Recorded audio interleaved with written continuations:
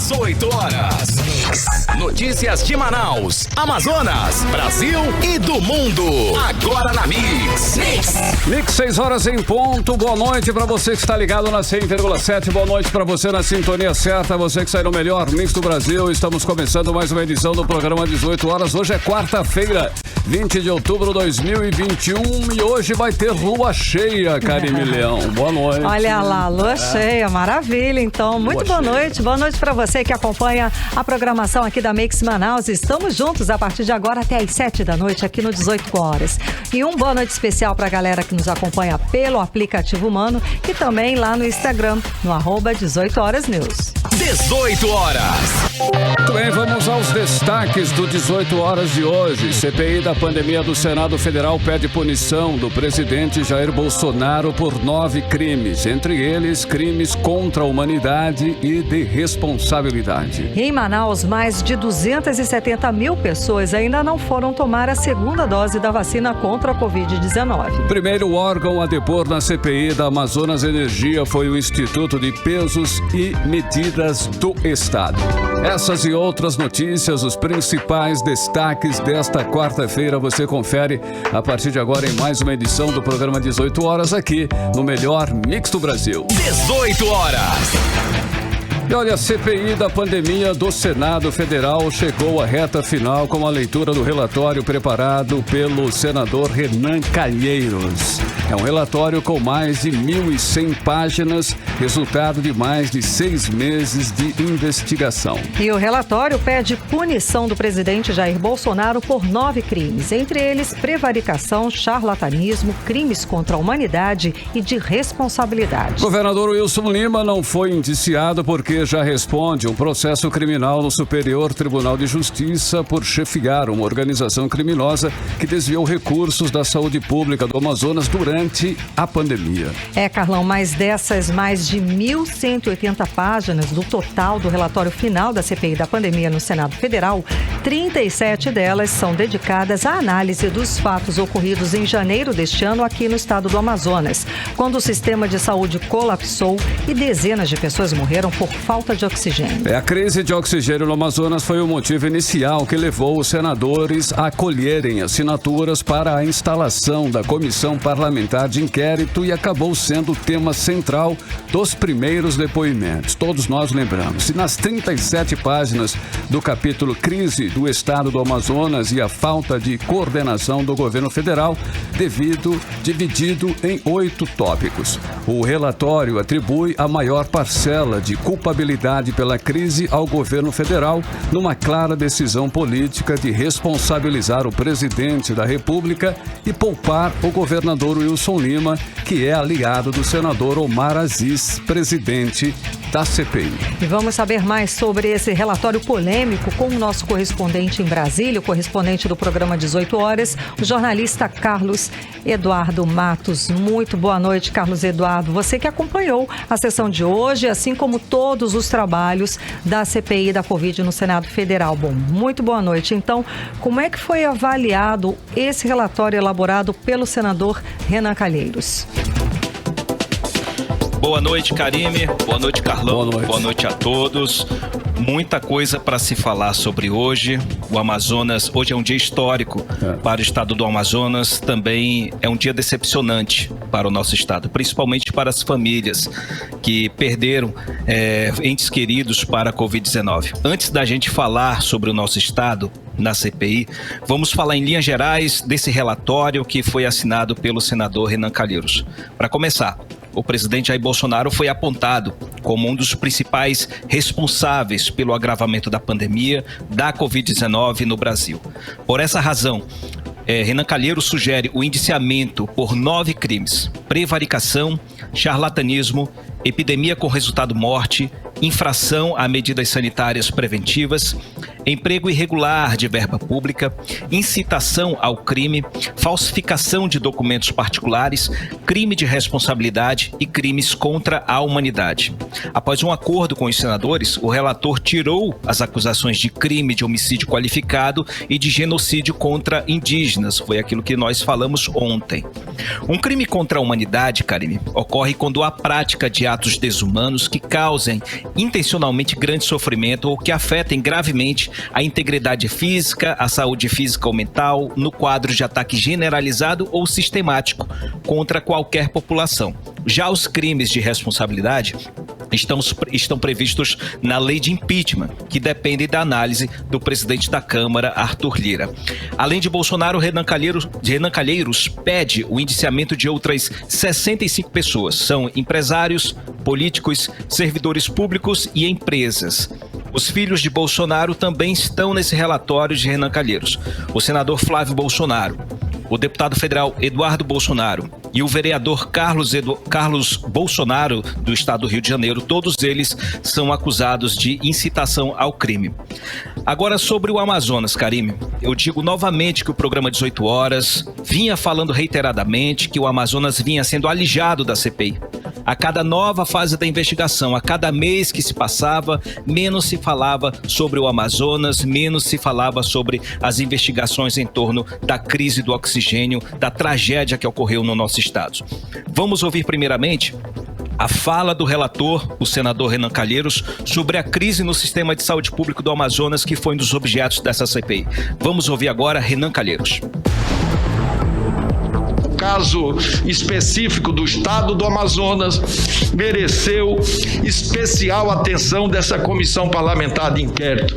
Diante das provas colhidas, foi possível observar que na primeira onda da pandemia, os sistemas de saúde do Amazonas evidenciaram dificuldades de resposta à Covid-19. Os leitos de UTI alcançaram a quase totalidade de ocupação e houve um descaso comprovado com a participação de autoridades estaduais, inclusive com a participação também do sistema funerário daquele estado. Além disso, apurou-se que, passadas as festividades de Natal de 2020, já era possível antever uma segunda onda do novo coronavírus. No entanto, o Ministério da Saúde somente enviou uma equipe ao estado no início de janeiro de 2021, quando houve nova duplicação de internações. Ademais, não foram encontradas evidências da adoção de medidas para abrandar o previsível colapso do sistema de saúde local, mesmo tendo havido solicitação do secretário de Saúde do próprio Amazonas ao Ministério da Saúde no dia 30 de dezembro, solicitando o envio da Força Nacional do SUS para aumento no monitoramento e orientação técnica. Esta comissão parlamentar de inquérito se debruçou sobre a investigação desse assunto e concluirá pelo indiciamento de muitos desses investigados. Aí a gente acompanhou a fala do senador Renan Calheiros, relator da CPI da Covid-19, durante os trabalhos de hoje, justamente ele falando sobre o assunto Amazonas, né, na pior fase da pandemia, que foi em janeiro deste ano aqui no estado, não é, Carlos Eduardo? Isso, Karime. Isso, nesse aspecto do estado do Amazonas, ele quer indiciar o general Eduardo Pazuello, Mayra Pinheiro, que é a capitã cloroquina, entre outros agentes públicos, sobre a crise instalada no Amazonas, mas sobre o governador, o secretário de Saúde, agentes públicos estaduais que atuaram na questão contratual do fornecimento de oxigênio, isso eles ele não entrou nessa seara, curiosamente.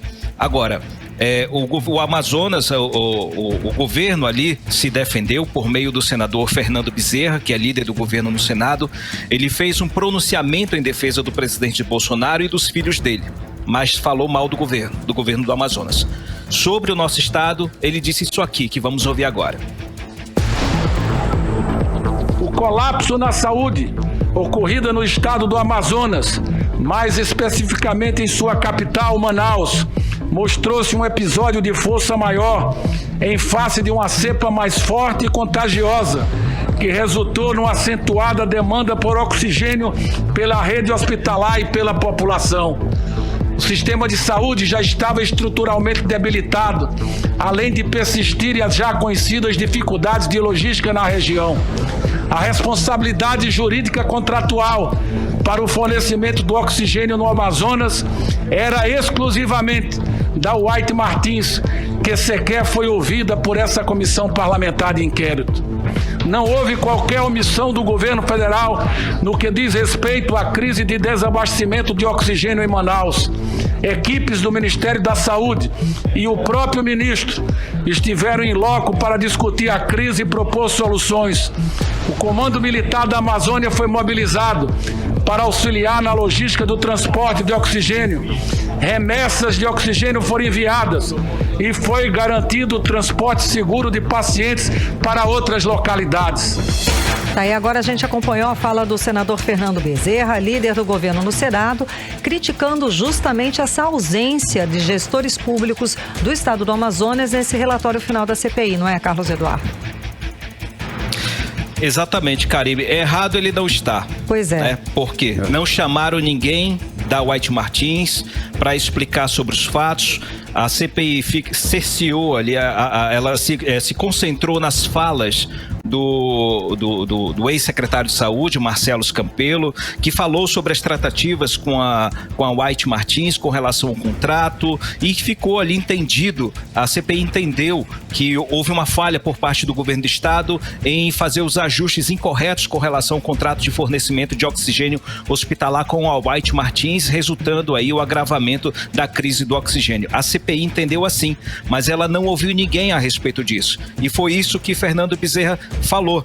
Agora, Karime, é bom destacar aqui que o Amazonas foi o fator emocional que motivou a instalação dessa CPI, que fez com que o STF obrigasse o Senado a instalar a comissão. Todos nós nos lembramos disso. Teve a questão da investigação sobre ações e omissões do governo federal em relação à pandemia e os crimes ocorridos no Amazonas. São 2 pontos dessa CPI. Nesse segundo ponto do Amazonas, investigou-se muito pouco ou quase nada sobre a crise na saúde pública no Amazonas. Fizeram no final nesse relatório uma narração dos fatos, que constataram os crimes, mas não indiciaram ninguém da esfera estadual. E foi esse o ponto destacado pelo senador Eduardo Braga, do MDB do Amazonas. Ele chamou a atenção logo no início da reunião de hoje. Vamos ouvir a fala do senador Eduardo Braga. Mas é inaceitável que o relatório final não peça a punição de nenhum dos responsáveis pelo caos vivido no estado do Amazonas. Nosso estado foi transformado em um verdadeiro campo de testes, com experimentos com remédios ineficazes, falta de oxigênio, de leitos, de internação e até de covas para enterrar os nossos conterrâneos. Nenhum estado sofreu tanto quanto o Amazonas. Não há nenhuma dúvida de que houve uma série de crimes e de criminosos que precisam ser punidos. Por isso, o Amazonas continua se sentindo injustiçado. Como senador, vou continuar a trabalhar dia e noite para que a justiça seja feita e esse crime contra a humanidade cometido contra os amazonenses não fique impune. Não vou admitir essa impunidade. Por isso, estou humildemente apresentando um adendo ao voto de Vossa Excelência, relator, exigindo os responsáveis pelo caos no Amazonas, incluindo Sua Excelência o governador Wilson Lima, sejam punidos pelos seus crimes. E agora a gente acompanhou a fala do senador Eduardo Braga, membro da CPI da Covid-19, tentando uma ação, uma medida para que sejam indiciados ou responsabilizados os agentes públicos e empresários, os agentes públicos, né, aqui do estado do Amazonas pela crise de oxigênio no início do ano. Carlos Eduardo. Caribe, o adendo ao voto a que se refere o senador Eduardo Braga é um texto adicional que ele sugere para que seja incluído ao relatório final do senador Renan Calheiros. É como se fosse um texto de inclusão, ele quer incluir algo, acrescentar algo que, no caso, é o indiciamento do governador Wilson Lima. Agora, Karime, é importante que isso seja feito. É importante que esse... Tem essa possibilidade, Carlos Eduardo? Existe, de fato, uma possibilidade dele ter sucesso com essa atitude, nessa ação? Tem possibilidade de apresentar. Agora, o sucesso, isso daí vai depender muito do acordo dos senadores, da maioria, né, do grupo majoritário, que vai com certeza entrar no acordo. Esse fator do Amazonas, Karime, é importante destacar para os nossos ouvintes. O Amazonas é um fator delicado nessa CPI. Porque começou querendo se investigar a crise do Amazonas, porque o Brasil inteiro se mobilizou, o Brasil ficou consternado com os vídeos, com as informações que vinham do estado do Amazonas, as pessoas agonizando, passando mal, as pessoas morrendo, a crise na porta dos hospitais, e de repente, quando se tenta investigar os fatos, não se chega a lugar algum. Só se narra os fatos. E perceberam que o STF ali contribuiu, porque foi decidido que o governador não podia ser convocado, mas paralisaram por ali, não decidiram investigar os crimes por meio de outros agentes públicos. Então o Amazonas ficou paralisado. E quem planta, colhe. Quem planta, colhe. Nós colhemos vento. Nós plantamos vento. Estamos colhendo tempestade. Esse que é o fato. Não plantamos nada com relação ao Amazonas e agora vamos ser cobrados por isso. Esse que é o fato importante, que o senador Eduardo Braga está chamando a atenção. Também nessa mesma roda, logo depois que o senador Eduardo Braga falou, também falou o senador Omar Aziz, que é o presidente da CPI. Ele finalmente entendeu que investigar os crimes ocorridos no Amazonas não dependiam só da convocação do governador. Vamos ouvir. O governador a ser ouvido aqui, e não veio porque não quis, era o governador do Amazonas. Ninguém pode dizer que eu não quis, eu convoquei e foi o primeiro governador que seria ouvido aqui. Infelizmente, a ministra Rosa Weber deixou ele para escolher se queria vir ou não. Ele decidiu não vir e eu não tinha como obrigá-lo a estar aqui. Em relação aos outros governadores, é de conhecimento desse plenário que não foram convocados porque era impossível, porque o Supremo decidiu, foi colegiado, o Supremo decidiu que não cabia a CPI convocar esses governadores. Mas isso não impedia nós, senadores, de fazer investigação e de dar contribuição para o senador Renan, como a senadora Soraya acaba de fazer em relação ao seu estado, o estado de Mato Grosso. Como acaba de fazer o senador Eduardo Braga, que também terá minha colaboração em relação a isso, para que a gente possa fortalecer o senador Renan Calheiros, não retirando, mas colocando algumas coisas que a gente acha útil para a investigação. Agora a gente acompanhou a fala do senador Omar Aziz, que é presidente da CPI da Covid-19 no Senado Federal. E tá aí, Carlos Eduardo, ele deu um aceno positivo a essa ação, essa medida, esse adendo do senador Eduardo Braga, não é isso? Exatamente, Karime. Então entro na torcida sua aí. Tomara que dê certo, né? Tomara que dê certo, porque isso aí, Carlão, porque foi apresentado hoje o relatório, foi lido hoje, é o processo formal. Agora vai ser debatido e a votação é na semana que vem. Até lá é possível entrar com esse adendo e esse adendo vai entrar em discussão e possivelmente em votação. Então vamos aguardar.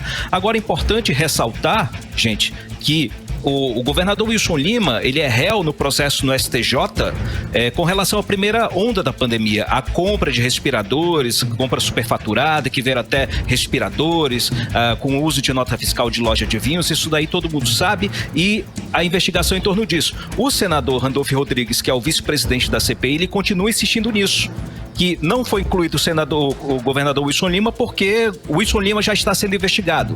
Uma coisa, outra coisa é outra coisa. Ele deveria ser sim incluído e responsabilizado pelos crimes ocorridos no sistema público de saúde, pelas omissões que resultaram em morte. Agora, nós vamos seguir agora com a fala do senador Marcos Rogério, que ele é líder da ala governista no Senado Federal e também na CPI. Vamos ouvir a fala dele criticando o resultado desse relatório com relação ao estado do Amazonas. Vamos ouvir. O O governador foi convocado e não veio. Teve o abrigo do Supremo Tribunal Federal. Veio aqui um ex-secretário de saúde e ninguém mais. Por que não aprofundou a investigação? É uma investigação manca, parcial, seletiva. É um verdadeiro faz de conta. É isso que aconteceu. Não quiseram investigar para valer o que aconteceu no âmbito dos estados e dos municípios. E em relação ao governo federal, ficaram rodando em círculo aqui o tempo todo e no relatório ele faz acusações graves, enquadramento penal que não tem qualquer cabimento para justificar o trabalho da CPI, mas não tem consistência. Aí agora a gente acompanhou a fala do senador Marcos Rogério, membro da ala governista da CPI da Covid-19 no Senado Federal, criticando o posicionamento da falta dos gestores estaduais durante os trabalhos da CPI. Carlos Eduardo. Karime, a investigação sobre os crimes ocorridos nos estados virou um jogo político entre a ala governista e a ala da oposição. O Amazonas entrou nesse jogo, entrou nessa roda, porque queria se investigar os crimes ocorridos no estado, a crise do oxigênio, acabou entrando numa seara que o STF se envolveu, que a ala governista tentou incentivar para tentar proteger o presidente Jair Bolsonaro, acabou que não se investigou os fatos ocorridos no Amazonas. Investigou somente os fatos, as ações e omissões do governo federal e do presidente Jair Bolsonaro. O Amazonas foi esquecido. Os governadores foram favorecidos, não é isso, Cadu? Todos eles, todos os governadores de 9 estados onde ocorreram operações da Polícia Federal foram beneficiados, principalmente, Carlão, o governador Wilson Lima. Porque o STF não concedeu a ele só o direito de ficar em silêncio, deu a ele o direito de facultar o comparecimento. Ele podia escolher se podia ir ou não à CPI. Ele escolheu não ir, porque ele não queria responder ali na mesa de depoimento sobre as suas omissões, os crimes cometidos por ele no estado do Amazonas. Para a gente encerrar a nossa fala, eu destaco aqui a fala do senador Flávio Bolsonaro, que com certeza chamou a atenção da mídia toda, da mídia nacional, que foi uma vergonha. O senador Flávio Bolsonaro foi perguntado como é que está e o que o seu pai diria sobre essa CPI, sobre esse relatório do senador Renan Calheiros. Vamos ouvir o que ele disse. O senhor chegou a conversar com ele, ele tá tranquilo, como é que tá? Olha, eu acho que ele receberia da seguinte forma, você conhece aquela gargalhada dele? Que não tem o que fazer de diferente disso. É uma piada de muito mau gosto o que o senador Renan Calheiros faz. Por isso que eu falo que o relatório de cara, de pronto, inconstitucional. Não tem nada que se aproveite, ele prestou um grande desserviço à população. Tá, e agora a gente acompanhou a fala do senador Flávio Bolsonaro a respeito desse relatório lido hoje da CPI da Covid-19 no Senado Federal. Não se esperava outra coisa, né, Carlos Eduardo?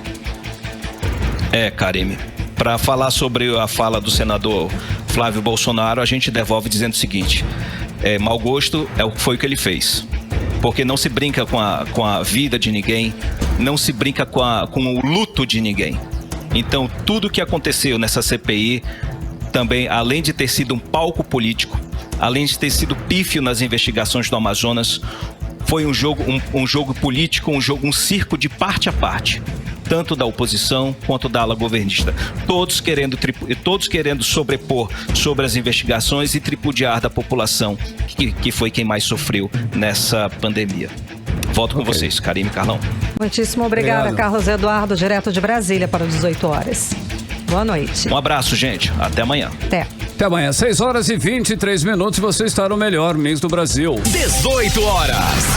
Olha, continuando nessa questão aí da pandemia, o Amazonas teve alta de 41% de mortes por coronavírus com a crise de desabastecimento de oxigênio em hospitais de Manaus no início do ano. É o que aponta o Ministério Público do Amazonas. E a comparação foi feita com base em dados de óbitos realizados pela Fundação de Vigilância em Saúde do Amazonas. Vamos conferir mais detalhes sobre o assunto agora na reportagem de Odinei Araújo.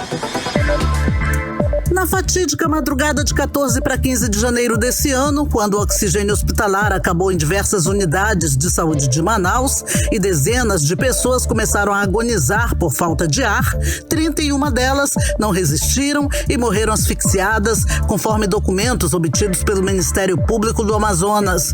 Naqueles dias, a falta de oxigênio nos hospitais atingiu o ápice e a crise de abastecimento levou a cidade a um cenário caótico, registrando recordes nos casos de mortes por Covid-19. De acordo com a titular da Promotoria Especializada na Defesa dos Direitos Humanos à Saúde Pública, Luísandra Xícharo de Menezes, o Amazonas teve uma alta de 41% de mortes por coronavírus, com a crise de desabastecimento de oxigênio nos hospitais de Manaus. A comparação foi feita com base em dados de óbitos realizados pela Fundação de Vigilância em Saúde do Amazonas. Uma dessas mortes foi da irmã da enfermeira Maíra Pires Lima, que relatou na CPI da Covid no Senado essa semana o drama vivido pela irmã dela durante o colapso nos hospitais do Amazonas. Então nós tivemos várias situações no Amazonas que poderiam ter sido resolvidas com um pouco de bom senso e um pouco de humanidade por parte dos gestores.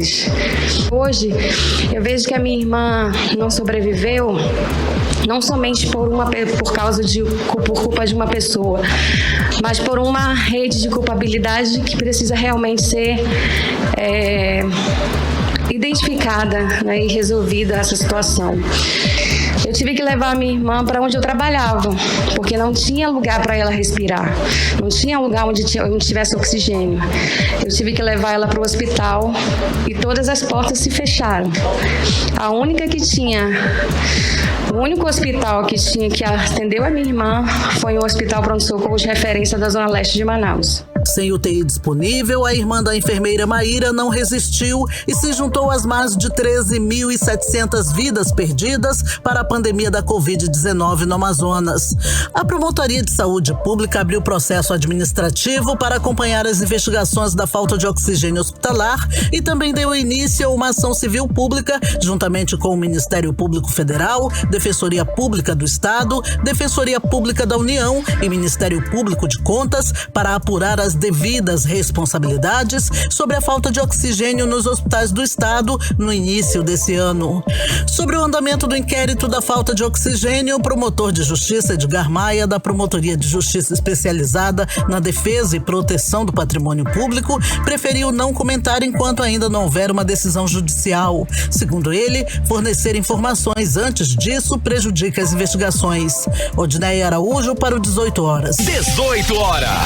Agora são 6h27 ainda hoje, aqui no 18 horas. O primeiro órgão a depor na CPI da Amazonas Energia foi o Instituto de Pesos e Medidas do Estado. Você confere logo depois da playlist do 18 horas. 18 horas. E agora nós vamos conferir o tempo e a temperatura para hoje à noite. Hoje à noite que tem até lua cheia, hein? E também para madrugada de quinta-feira. Tempo e temperatura com Karime Leão. Previsão do tempo. Até atropelei aqui, né? Porque a previsão é de pancadas de chuva ainda durante a noite, né? Durante a madrugada. Então é capaz a gente não conseguir enxergar essa lua cheia aí, Carlão. Vai estar nublado. Pois é, vai estar meio nublado. Isso segundo informações do Climatempo, tá? A mínima prevista é de 24 graus, a máxima pode chegar a 32 graus. As chances de chuva são de 67% e a umidade relativa do ar fica entre 40% e 87%. Mix. Olha, o Rio Negro baixou de ontem para hoje mais 15 centímetros e registra agora no Porto de Manaus a cota de 20 metros e 30 centímetros acima do nível do mar. 18 horas. É o primeiro órgão a depor na CPI da Amazonas Energia. O Instituto de Pesos e Medidas do Estado diz que a empresa de luz chegou a descartar a função do Instituto de aferir o medidor de energia e atuou, inclusive, na elaboração do laudo dos medidores de energia. Pois é, Carlão, em alguns casos, os medidores eram testados em outros estados, isso para que os consumidores não tivessem acesso aos testes. Bom, vamos conferir mais detalhes a respeito deste assunto agora na reportagem de Odneia Araújo. A segunda reunião de trabalho da CPI da Amazonas Energia, considerada pelos integrantes da comissão como o quarto encontro, começou com atraso de quase 1h30 e registrou o primeiro depoimento, o do Instituto de Pesos e Medidas do Amazonas. O IPEM é, ou pelo menos deveria ser, o órgão responsável por fazer a aferição ou os exames dos medidores de energia, mas chegou a ser deixado de fora do processo pela concessionária de luz do Amazonas. A revelação foi do diretor-presidente do IPEM, Márcio André Brito, aos deputados da CPI da Amazonas Energia na Assembleia Legislativa do Estado. O diretor-presidente explicou aos parlamentares que o IPEM é uma espécie de delegacia do Inmetro e somente o Instituto tem direito de examinar os medidores de energia das residências. Acontece que até 2019 a liberação do laudo técnico era unilateral, ou seja, a própria Amazonas Energia fazia exame nos aparelhos e liberava laudo aos consumidores. Com isso, todas as vezes que alguém reclamava que a conta de luz estava muito alta e pedia avaliação no medidor de energia, a empresa retirava, analisava e até emitia o laudo do medidor. Resultado, o consumidor quase nunca tinha razão. De acordo com o diretor-presidente do IPEM, Márcio André Brito, alguns medidores eram até examinados pela Amazonas Energia em outros estados para que os consumidores não pudessem acompanhar a perícia. Em 2019, o IPEM conseguiu ter validado a sua função de ser o único a emitir laudo técnico. Segundo o diretor-presidente do órgão, a empresa Amazonas Energia só pode retirar os medidores, mas tem que levá-los para análise no IPEM, que tem laboratórios adequados para fazer o exame. Ele aproveitou para pedir aos consumidores que não aceitem laudo emitido pela empresa de energia. Anteriormente desta ação efetiva do IPEM, esses medidores, além de serem realizados pela empresa, vários não eram realizados a perícia nem em Manaus. Era retirado e era encaminhado a laboratórios privados em outros estados, Minas Gerais, Paraná, ou seja, um obstáculo para que o consumidor esteja presente e acompanhe essa aferição. A partir desse acordo, desse termo, os medidores eles são testados em Manaus e pelo órgão oficial. Nós aproveitamos a Casa do Povo para deixar isso muito bem claro para a sociedade. Não aceitar, em hipótese alguma, um laudo unilateral da companhia. Desde 2020, o IPEM tem comprovado que alguns dos medidores denunciados pelo consumidor, de fato, apresentavam erros. Amanhã, a CPI da Amazonas Energia vai ouvir o Programa Estadual de Proteção e Orientação do Consumidor. A concessionária de energia é recordista em denúncias por maus serviços no PROCON. Na terça-feira da semana que vem, os deputados da CPI vão ouvir a Defensoria Pública do Estado. Todos os órgãos de fiscalização e controle estão comparecendo na condição de convidados. A comissão tem 120 dias para apresentar o relatório das investigações. Odineia Araújo para o 18 horas. 18 horas. E hoje teve a operação da Polícia Federal aqui no Amazonas. A Operação Vicari da Polícia Federal do Amapá, com apoio do Ministério Público Federal, foi deflagrada nesta quarta-feira para combater os crimes de tráfico transnacional de drogas, associação para o tráfico, organização criminosa e lavagem de dinheiro. Karime, além do Amapá, foram alvos pessoas físicas e empresas com endereços no interior do estado do Amazonas, em Manaus e Itacoatiara. Também houve ação em cidades do Pará, Piauí, Ceará, Mato Grosso do Sul, São Paulo, Rio de Janeiro e também lá no Paraná. E segundo a polícia, os criminosos usavam o estado do Amapá como base operacional das atividades relacionadas à importação e transporte de drogas por meio de aeronaves a serem distribuídas para diferentes pontos do país. O ex-deputado estadual do Amapá, Isaac Alcolumbre, primo do senador Davi Alcolumbre, foi preso pela Polícia Federal na manhã de hoje. Na casa de Isaac, agentes da Polícia Federal encontraram uma grande quantidade de dinheiro em espécie. O senador Alcolumbre não é investigado. Você está ouvindo 18 horas. Com tantos aumentos no preço dos combustíveis, muita gente tem deixado o carro em casa buscando alternativas para economizar. Uma pesquisa apontou que mais de 61% dos brasileiros das regiões Norte e Centro-Oeste reduziram o uso de veículos por causa dos altos preços da gasolina. E para aqueles que não têm como deixar o carro na garagem de casa, o jeito é fazer aí o uso consciente consciente, pisando leve para economizar, segundo o economista Mourão Júnior. Mais detalhes agora com Júlia Gomes. Abastecer o carro está cada dia mais caro. Encher o tanque, então, é cada vez mais raro, como afirma o Raimundo Medeiros. Fica cada dia mais difícil abastecer o carro, encher o tanque, né? Eu nem lembro a última vez que eu enchi o tanque do carro. Então, o preço da gasolina está muito elevado e aumentos contínuos. Então, é muito difícil abastecer o carro tanque cheio hoje em dia. Já Elivalda do Carmo trabalha com transporte escolar e conta que o lucro tem sido cada vez menor.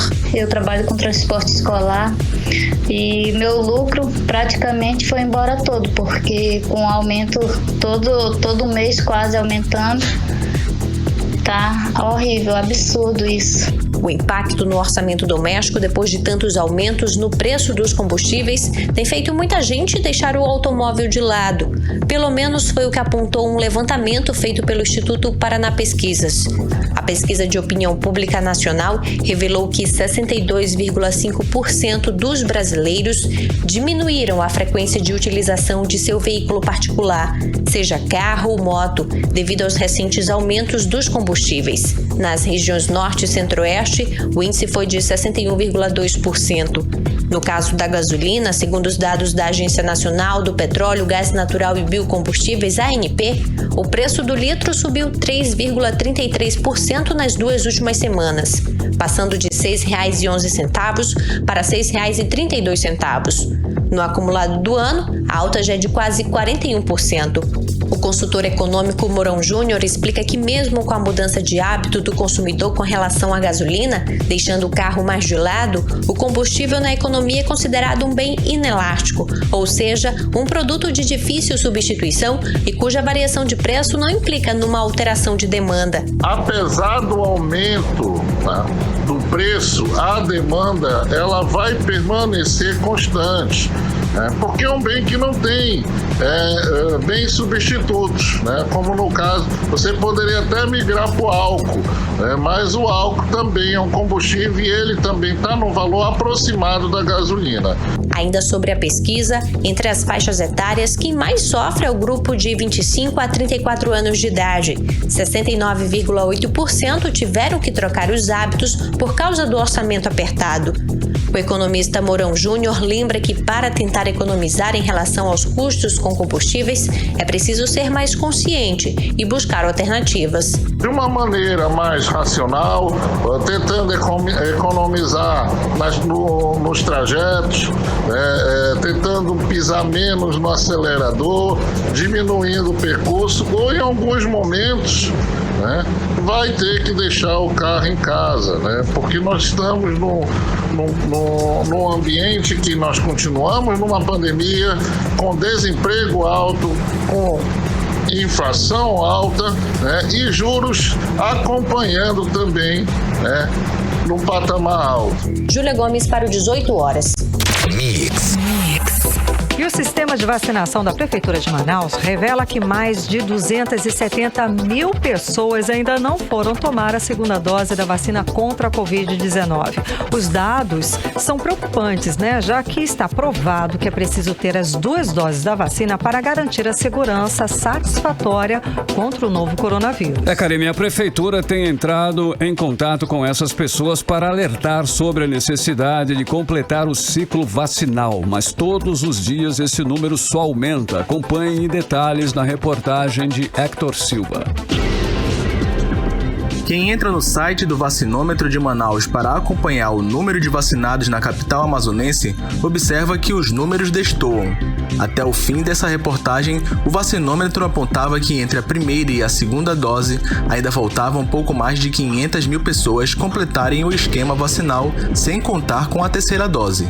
É claro que parte desses números são de pessoas que ainda estão no prazo para se vacinar, mas a Secretaria Municipal de Saúde já divulgou que até a terça-feira, 279.479 pessoas estão com a segunda dose em atraso. Não falta esforços do poder público em contactar os que ainda não tomaram a vacina de reforço. Para a chefe da Divisão de Imunização da Secretaria Municipal de Saúde, Isabel Hernandes, falta mesmo a conscientização dessas pessoas. Nós temos algumas suposições. Primeiro, que as pessoas acham que o Covid não existe mais, né? Então, que isso já era, então não precisa. Então não adianta fazer uma campanha se não tiver algumas ações cruzadas junto. Por exemplo, o jogo do Brasil, você só entra se tiver segunda dose. Aí isso faz com que as pessoas procurem, porque elas têm interesse de ir no jogo. Então tem algumas coisas que precisam ser definido macro para ter uma ação mais contundente no que a gente quer, que as pessoas se vacinem. Hernandes explica que já há uma força-tarefa para contactar os faltosos. Mesmo assim, os números só aumentam. Diariamente já é feita uma campanha através das mídias sociais da Sense da Prefeitura, tá? Chamando as pessoas para se vacinar. Todo dia tem uma publicação que eles colocam os cards, né, chamando a população. Nós, o Comitê de Crise, vamos reunir para saber se vai tomar outro tipo de ação, porque nós já fizemos uma ação e que ela não teve uma resposta tão efetiva assim. Hector Silva para o 18 horas. Gente, aqui é aquele momento da gente falar, é importante se vacinar sim, é importante sim você completar o ciclo vacinal. Tem um dado também do governo do estado do Amazonas que aponta que 84% dos pacientes com Covid em UTI não se vacinaram ou estão com ciclo incompleto. Ou seja, gente, os números estão aí para confirmar que as vacinas protegem sim. 6 horas e 44 minutos e você está no melhor mix do Brasil. 18 horas. E a alfabetização no Brasil retrocedeu 15 anos durante a pandemia e que a queda foi maior aqui na região norte. O levantamento é da Fundação Getúlio Vargas e aponta que em 2019 a taxa de crianças fora das escolas era de 1,39%. Em 2020 esse número saltou para 5,5%. E entre os motivos, Karime, estão aí a evasão escolar e pouco tempo em sala de aula por conta das restrições impostas pela pandemia. E além disso, os investimentos considerados essenciais para a recuperação do patamar educacional antes da pandemia foram reduzidos em 93,5% dos municípios brasileiros, de acordo com a Frente Nacional de Prefeitos. A pesquisa da Fundação Getúlio Vargas mostra que há um atraso educacional muito relevante. A grande piora foi observada nos alunos dos 5 aos 9 anos de idade, grupo em que os indicadores educacionais estavam em maior melhora nos últimos 40 anos. Vale destacar que essa faixa etária dos 5 aos 9 anos é decisiva em termos de educação. O Brasil, como mostra a pesquisa, andou 15 anos para trás, sem falar no tempo de escola. Essa deterioração, esse atraso, foi maior nos segmentos mais pobres. Na região norte do país, a queda foi muito maior do que no sul e sudeste. Pois é, e essas pioras nos índices podem deixar sequelas futuras a longo prazo. São prejuízos difíceis de serem recuperados a curto e a médio prazos. Você está ouvindo 18 horas. E em instantes, aqui no 18 horas, estudo da Fundação Getúlio Vargas prevê um quadro preocupante para o Brasil em relação ao aumento da inflação. É o nosso assunto daqui a pouco, logo depois da playlist. 18 horas. E agora nós vamos conferir a previsão do tempo para amanhã. Amanhã é quinta-feira. Tempo e temperatura com Karime Leão. Previsão do tempo. Bom, a previsão amanhã é de sol com muitas nuvens durante o dia, período de nublado, com chuva a qualquer hora, segundo informações do Climatempo. A mínima prevista é de 22 graus, a máxima não deve passar dos 30 graus. As chances de chuva são de 67% e a umidade relativa do ar fica entre 48% e 81%. Você está ouvindo 18 horas. Economia. Vamos aos indicadores econômicos de hoje. O dólar fechou em queda de 0,59%, cotado a R$ 5,56. O euro também fechou em queda com menos 0,46%, cotado a R$ 6,47. E o Bitcoin bateu um novo recorde nesta quarta-feira e atingiu 66.000 $283, tá? Em reais, a moeda virtual fechou com R$366.617. No ano, a valorização da moeda chegou a 122%. O Ibovespa, principal índice da Bolsa de Valores brasileira, fechou em alta de 0,10% a 110.786 pontos. O mercado financeiro cortou as previsões para o aumento do PIB em 2022 a 1,50%, conforme a mais recente edição da pesquisa Focus do Banco Central. Foi a segunda redução consecutiva.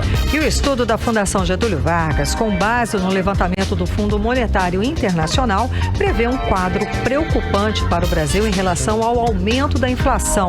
Vamos conversar agora sobre esse assunto com a repórter Artemisa Gadelha, que está ao vivo aqui nos estúdios da Mix, aqui no 18 horas, falando sobre o assunto com a gente. Muito boa noite, Artemisa. Então, quer dizer que o país pode fechar esse ano de 2021 com uma das piores inflações, isso no cenário mundial, é isso mesmo?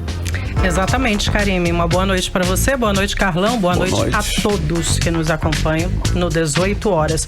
Olha, o Brasil só não vai ter a inflação pior que 17% dos países no mundo. Ou seja, a nossa inflação aí tem um cenário terrível, né? Estamos superando 83% do cenário mundial. Como você comentou, Karime, esse é um estudo da Fundação Getúlio Vargas com dados do FMI, Fundo Monetário Internacional. E se a projeção do FMI se concretizar, o Brasil fecha 2021 com a inflação de 7,9%, superando a média mundial, que é de 4,8%. Uma diferença aí significativa de 3,1%. Sem dúvida alguma, Artemisa. E agora? Simplificando, o que é a inflação? O aumento aí dos produtos e serviços, a gente tem falado isso aqui diariamente, né, no 18 horas. Aumento aí do gás de cozinha, da gasolina, da energia, da água, da cesta básica e por aí vai, né? E por que isso acontece? São vários fatores, entre eles a desvalorização da nossa moeda. Quem comentou isso com a gente foi o economista Marcos Evangelista, que falou também que um outro fator é a importação dos insumos da China. Vamos entender melhor na entrevista do economista Marcos Evangelista? Agora, por que nós estamos pior? São vários fatores, mas o principal deles é que o real está cada vez mais desvalorizado. Isso aí impulsiona a nossa inflação. Um outro fator também é que o Brasil tem como costume importar muitos insumos, principalmente da China. Em função da pandemia, esses insumos ficaram escassos. Então, no momento que temos escassez, aquele produto que é disponibilizado, ele vem mais caro. Então, isso ocasionou também o aumento da inflação em nosso país. Ouvimos então aí o economista Marcos Evangelista. E por que a nossa moeda está tão desvalorizada? Por quê? O Brasil não está tão confiável lá fora, não temos uma boa visão no cenário internacional. Nós conversamos também com o economista Jefferson Praia, ele fala que uma das soluções é para adiar o consumo. E o que fazer nesse período? Ele dá várias dicas. Vamos ouvir então a entrevista do economista Jefferson Praia. O que as pessoas podem fazer porque já perdem, né? Infelizmente todo mundo perde com a inflação. Você vai no supermercado, tu vais comprar uma quantidade de produtos muito menor do que você comprava antes, certo? Então esses produtos que você deixou de comprar foi uma perda no teu poder de compra. Você perdeu isso, né? Isso foi para as empresas ou foi para o governo. Quando você perde, isso não some, alguém ganha com a tua perda, né? O que você pode fazer é observar bem onde comprar os produtos, né? Verificar preços mais em conta, vale a pena pesquisar, substituir produtos que possam ter uma qualidade próxima ao produto que tu compras, mas que seja com um preço menor. Ou seja, você tem que fazer, como se diz popularmente, render o seu dinheiro. E eu vejo que fazer render significa a gente economizar um pouco mais.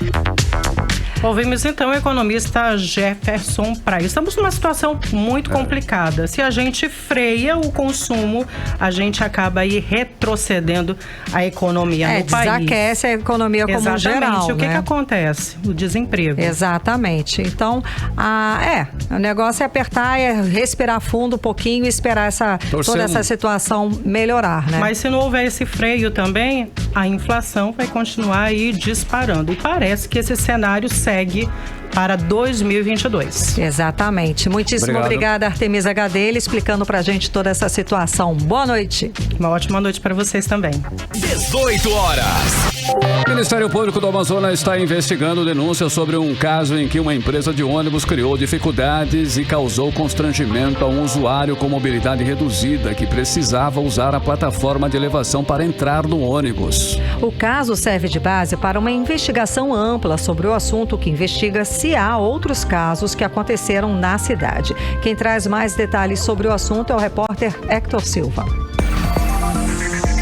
O Ministério Público do Amazonas instaurou procedimento preparatório para apurar se as empresas de transporte coletivo urbano de Manaus estão criando dificuldade ou constrangimento para que pessoas com deficiência ou com mobilidade reduzida, sendo cadeirantes ou não, possam se utilizar das plataformas de elevação para embarque nos ônibus. O procedimento publicado na terça-feira considera a denúncia de uma pessoa com deficiência não cadeirante, mas acometida de mobilidade reduzida, que disse estar sendo impedida pela empresa de ônibus Expresso Coroado de utilizar o equipamento de elevação para a entrada em ônibus da linha 541 e teve que ser carregada por pessoas para adentrar o veículo. O fato narrado na denúncia aconteceu no dia 10 de junho deste ano, por volta das 6h30, no ponto de ônibus em frente ao Campo do Soldado, bairro Coroado 3, zona leste de Manaus. O promotor responsável por esse procedimento preparatório, Vitor Moreira da Fonseca, explica que, apesar de não ser cadeirante, o usuário do transporte coletivo que foi constrangido no bairro Coroado tem o direito de uso da plataforma de elevação. Nós recebemos uma denúncia de uma pessoa com deficiência de que ela estava sendo impedida de usar a plataforma de elevação da linha 541 da Expresso Coroado. Essa pessoa com deficiência ela não é cadeirante, ela tem artrite reumatoide, então ela tem apenas a mobilidade reduzida, ela não usa cadeira de rodas, mas nem por isso ela pode ser impedida ou constrangida a usar a plataforma de elevação dos ônibus de transporte coletivo municipal.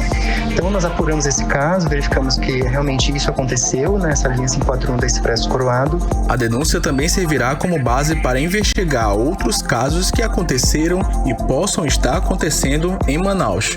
E nós agora instauramos esse procedimento preparatório para verificar se esse problema, se esse constrangimento, se essa falta de acessibilidade dos ônibus para pessoas com mobilidade reduzida, não necessariamente cadeirante, se esse problema persiste em outras linhas de ônibus, em outras empresas do transporte coletivo daqui de Manaus. Hector Silva para o 18 horas. 18 horas. Agora em Manaus, 6h59. Seguimos direto para o editorial 18 horas.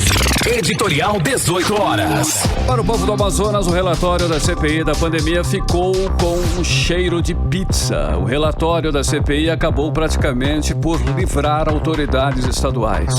A mesma CPI que foi inspirada e criada no momento em que pessoas morriam por falta de oxigênio aqui em Manaus. Não adianta dizer que o governador já é réu em uma ação do STJ e que por isso não teve pedido de indiciamento. A ação do STJ é sobre superfaturamento de respiradores. Não tem relação nenhuma com a falta de oxigênio. Por isso, a CPI pode até terminar com um cheiro de pizza, mas não terá o efeito de abil. Quem viu, viveu e sofreu com a pandemia no Amazonas não vai se calar e nunca vai esquecer. 18 horas. 7 em ponto, Karime, finalizando mais uma edição do 18 horas. Boa noite, obrigada pela companhia, um beijo, até amanhã. Até amanhã, continue bem, continue em 100,7, boa noite. Você ouviu 18 horas. As notícias do Brasil e do mundo, de volta amanhã.